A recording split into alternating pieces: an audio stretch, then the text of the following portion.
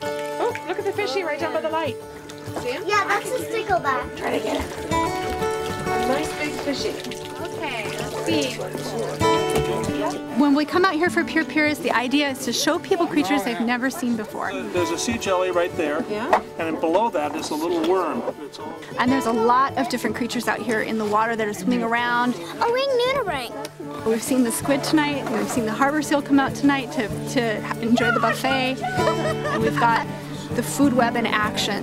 Yeah, there he is, the orange one.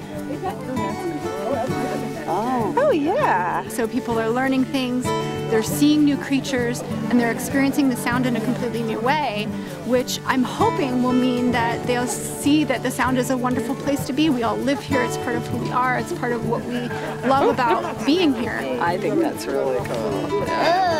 If they know about what lives here, if they know that these creatures and this water needs our help, then I'm hoping they'll get involved.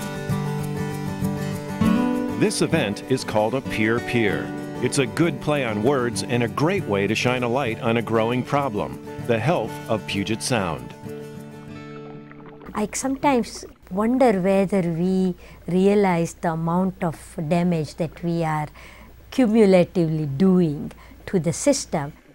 The species in Puget Sound give us two types of information. One, what's happening to them, and the other, what could happen to us if we are not mindful of what's happening to them. 150 years ago, felling forests and building bustling communities was called progress. But progress has come with a huge cost. Population growth and development have steadily increased the amount of pollution that winds up in Puget Sound. Today, as an ecosystem, Puget Sound simply is overwhelmed with contaminants.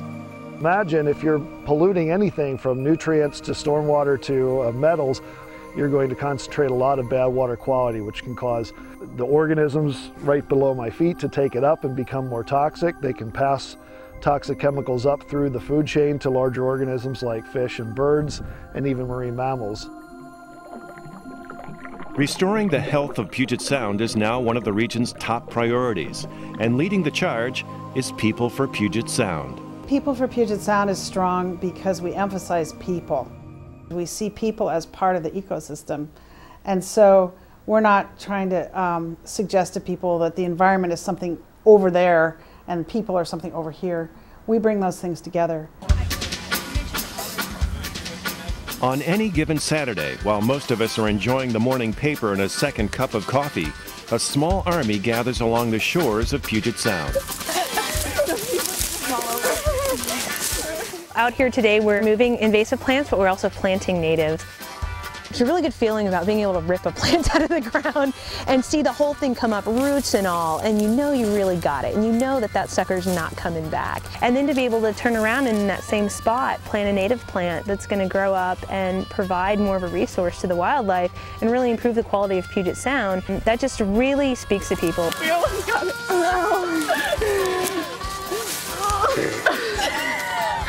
I love Jetty Island and I love the Puget Sound and I care about the environment, so anything I could do to help. I thought this is perfect. It's right in my hometown, right where I live. You're gonna go there, this way? We're in the dirt, we're in the soil, we're getting dirty for Puget Sound, and we're out here making a difference, and I think that really speaks to people. Wait, 1, 2, 3!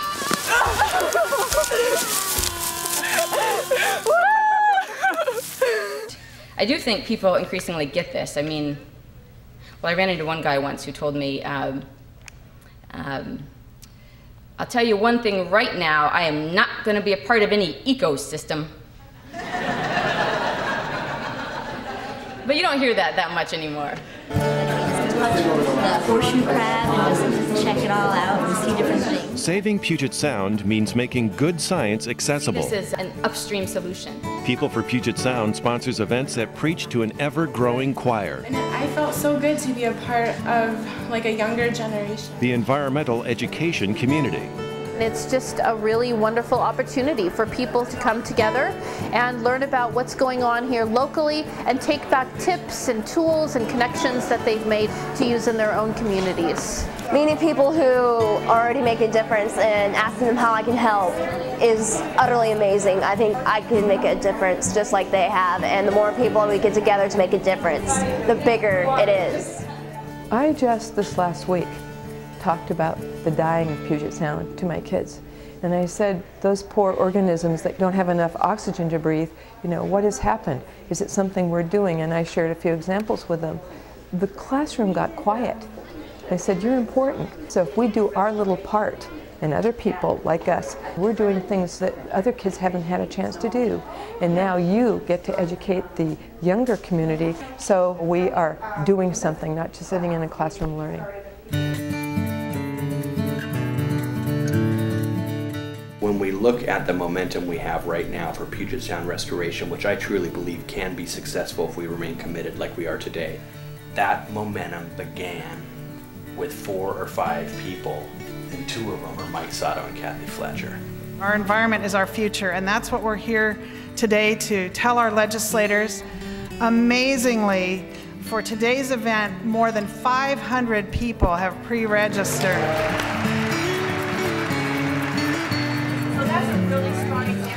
I firmly believe that numbers are more important than anything else.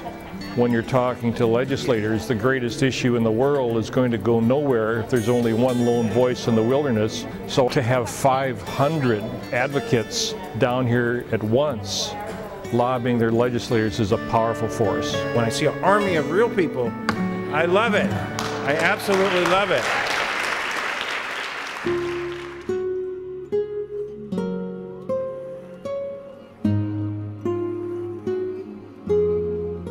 People for Puget Sound has a tremendous role in translating the information. The science produces what is happening and translating it to telling people what needs to be done. The people really are people for Puget Sound. We're out there on the ground restoring habitat. We're in Olympia talking to our legislators. We're educating out on the beaches and in lecture halls all around Puget Sound. As long as Puget Sound is unhealthy, we are not doing what we can to live sustainably and in harmony with our environment. I think people who live here care deeply about the future. And to me, there's just nothing more important than how Puget Sound reflects that future.